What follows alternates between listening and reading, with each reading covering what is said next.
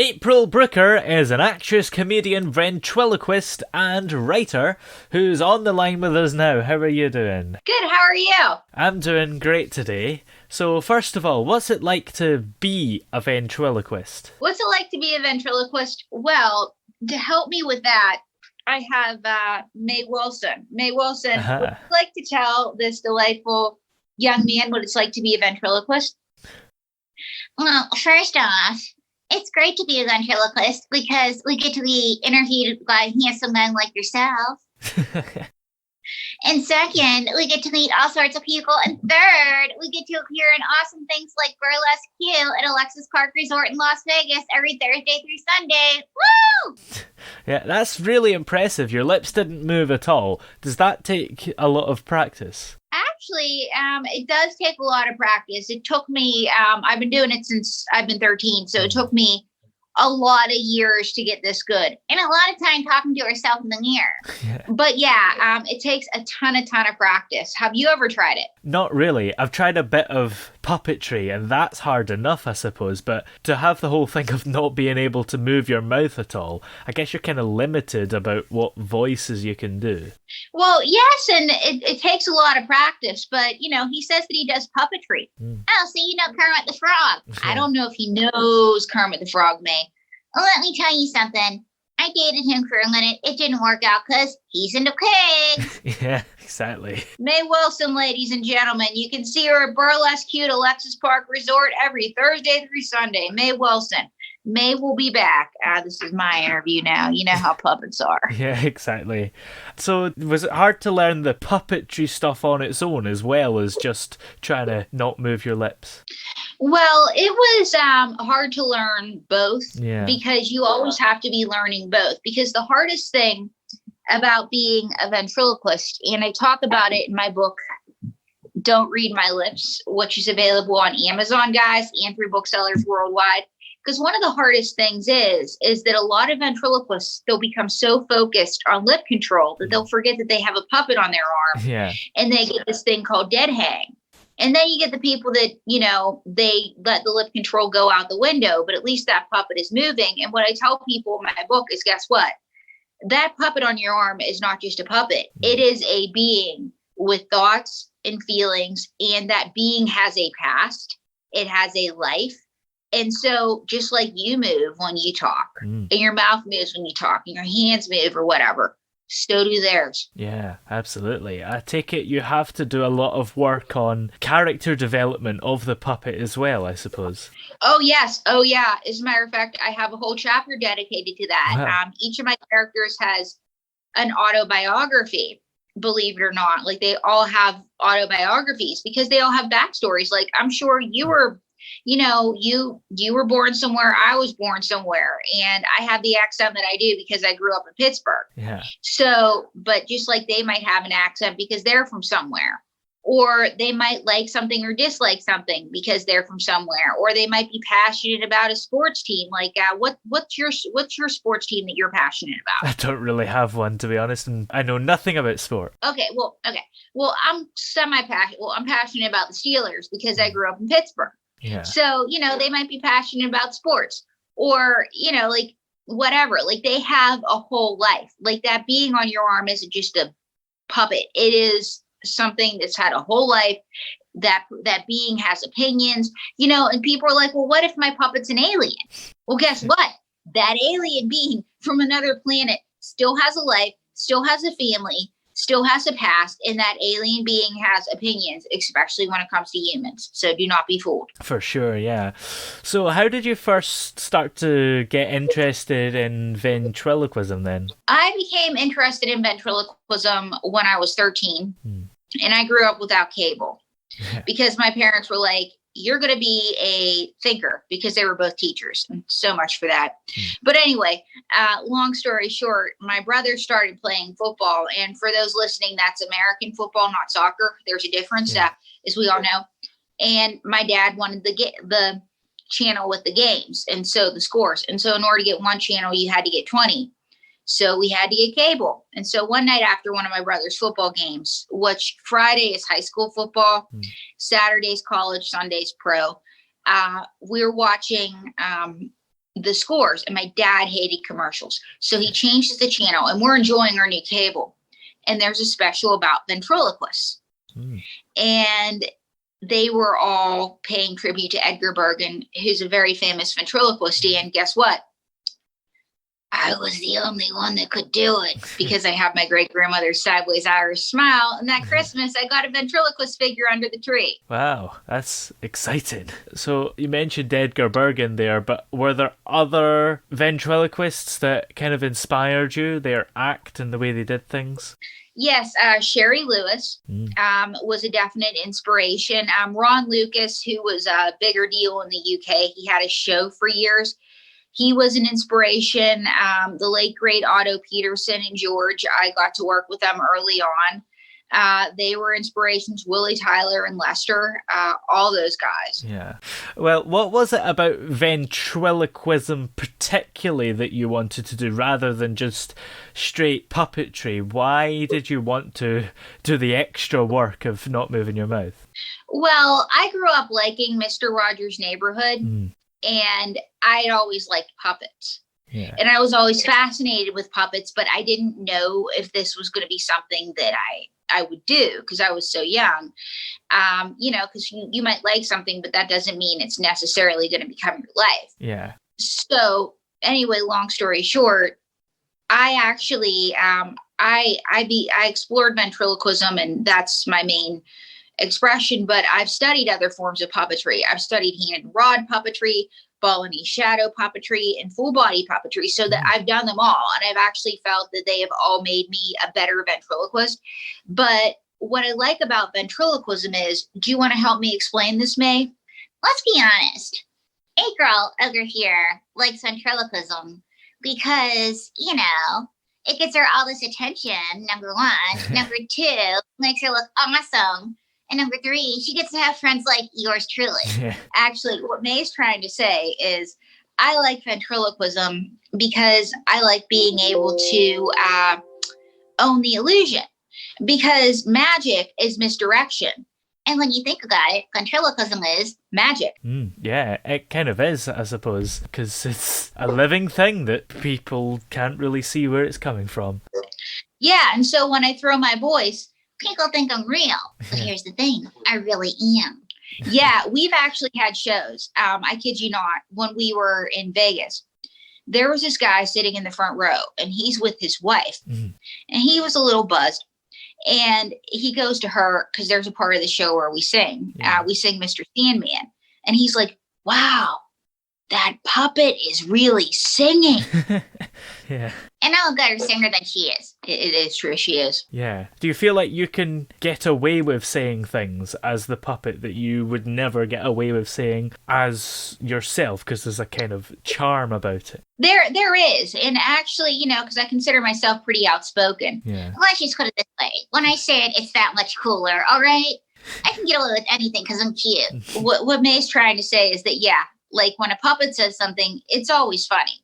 Like, and if you get mad, you're getting mad at a puppet. Yeah. But even then, people do get mad at a puppet. We were filming What Would You Do? It's a show on ABC here in the States, and it's a hidden camera show. And so the way the segment went is we're by the South Street Seaport in New York, and we were supposed to be making fun of a quote unquote homeless lady who was actually an actor's plant.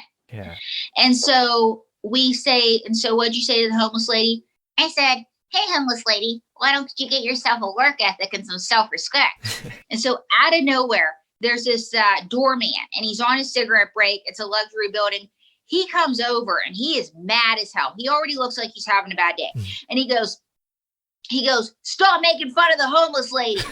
And I'm like, it's not me, it's her, because the hidden camera. And I'm thinking, come on, John Quinones and crew, come on out, because. And so he's like, oh yeah, well when the cops come, they're gonna arrest both of you.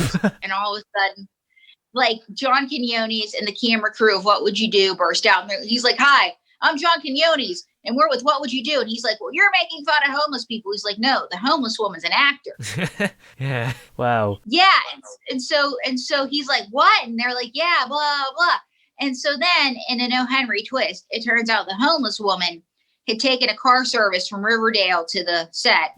And that's like $150 American dollars. I don't know what that is in pounds, but that's expensive. And it turns out that she's in a higher income bracket than all of us, which means she has the sugar daddy I want. So that was the ironic twist. Yeah. Yeah. So when people get invested, like they even get mad at her. But it's their loss because I'm cute. Yeah, absolutely. It's just strange that people can think that puppets are real like that. It's part of the magic, I suppose. Like, I think even when the Muppets have went on TV shows, for example, the crew have held boom mics over them as if that's going to pick up their voice. Oh, yeah. Even, and they've done that with Elmo especially, but Lamb Chop, when she was on Sherry Lewis's arm, they mic'd Lamb Chop. And there have been a few times where this one right here, you've been mic'd, right? Yeah, they've been like, can we get a level on her? And I'm like, of course you can, darling. You can get a level on me anytime. Yeah. And you've got this book that you've released as well. What made you come up with the idea to write the book? Well, the reason that I came up with Don't Read My Lips is that we had done a residency here in Las Vegas. And actually, I had a full cast. And I had done my 2 preview weekends and I was set to open. But then the pandemic came. And I always say that I want coronavirus as agent because look at how much coronavirus is getting. Yeah. But the theaters closed down. And so we were doing a bunch of Zoom shows. And one thing about Zoom shows is you don't get any feedback. But my Wheaton Terrier would actually run out of the room when we started performing. Yeah. And my pit bull would stay and just stare at us. And then we have this parakeet in the next room and Pat would give us a few sympathy chirps. And it's like, okay. So anyway, long story short, everybody was like, you should write this book about ventriloquism. And, I was busy with grad school. I was touring. I was working. But with this pandemic, suddenly all I had was time. And that's when I wrote Don't Read My Lips. And so I worked with monk-like efficiency and I would write during the day. And then at night, I would do these Zoom shows. And it's amazing how much quote unquote knowledge I've acquired over the years. And it was just an amazing labor of love. And I'm glad I did it. Yeah, for sure. And is the book for people who are interested in ventriloquism as a career, or can it work for anybody, like a hobby or just a pastime? It can work for anybody that's interested in a hobby, pastime, career, because here's the thing. Like, I know that not everybody with a puppet is going to make a career out of ventriloquism, and that's okay. My mom, and this is how puppets run in my family, her family's always been crazy. Okay, May, thank you. But my mom, when she was a Girl Scout leader, she had a puppet by the name of Penny Perkins. It was a Jerry Mahoney doll that got a little bit of a makeover in a Girl Scout uniform. And Penny used to help teach water safety. And at night, she had a double engagement telling scary stories around the fire. Well, anyway, Penny's a recluse in my mom's attic now. Don't ask. But the point is that Penny helped my mom teach water safety. And my sister, who's an emergency room doctor here in the United States, and part of my stress during the pandemic is she was on the front lines as a doctor and she had a baby and it was a whole thing.